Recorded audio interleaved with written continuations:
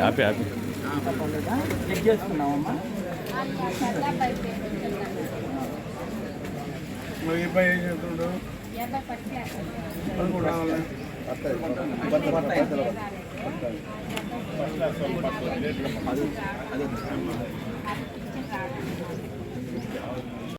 Water ఇచ్చాం 3 లక్షలు.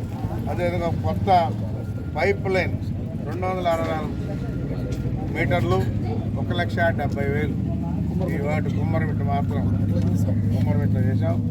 కాబట్టి ఎప్పుడు కూడా చంద్రబాబు నాయుడు ప్రజలు పేదరికం లేనటువంటి రాష్ట్రంగా చేయాలన్నదే ముఖ్య ఉద్దేశం. అందులో భాగంగా ఇదంతా కూడా చెప్పి తెలియజేస్తా ఉన్నాం. రాబోయే రోజుల్లో 2047కి మన రాష్ట్రం ఎవరు కూడా పేదవాళ్ళు ఉండేదానికి లేదని చెప్పని ప్లాన్ చేశాడు. కాబట్టి P4 పబ్లిక్ ప్రైవేట్ సెక్టార్గా ఏర్పాటు చేసి ఎవరైతే డబ్బులు వాళ్ళు ఉంటారో వాళ్ళు కూడా ముందుకొచ్చి ప్రతి ఒక్కరూ ఒక 5 కుటుంబాలు తీసుకోవాలనే కాన్సెప్ట్తో ఈరోజు మనం ప్రభుత్వం చెప్తా ఉంది. అందుకని దయచేసి అవకాశం ఉన్నటువంటి వాళ్ళందరూ కూడా వాళ్ళకు ఉపయోగపడితే మన రాష్ట్రం పేదరికం లేనటువంటి రాష్ట్రంగా ఏర్పడుతుందని చెప్పి తెలియజేస్తాం.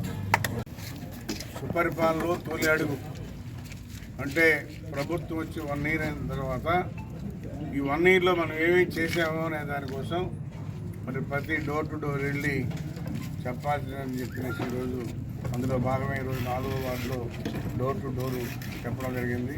ప్రతి ఒక్కరూ బ్రహ్మాండంగా స్పందిస్తూ ఉన్నారు.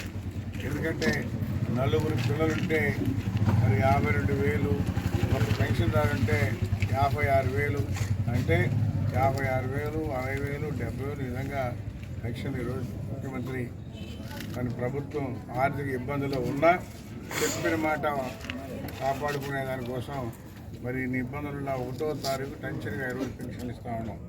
అయితే తల్లికి వందనం అరకులు 587 మంది అయితే వాళ్ళకి 76,31,000.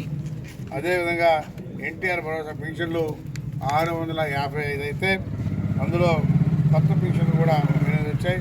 మొత్తం కలిపి 28,48,000.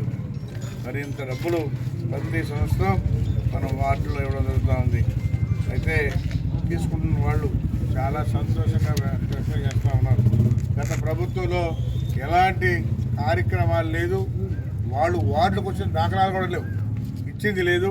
ప్రజలు ఏమైనా అడుగుతారని చెప్పని వార్డులు కూడా రావడం ముగించుకున్నారు. ప్రభుత్వం వచ్చింది, దోచుకున్నారు, దాచుకున్నారు.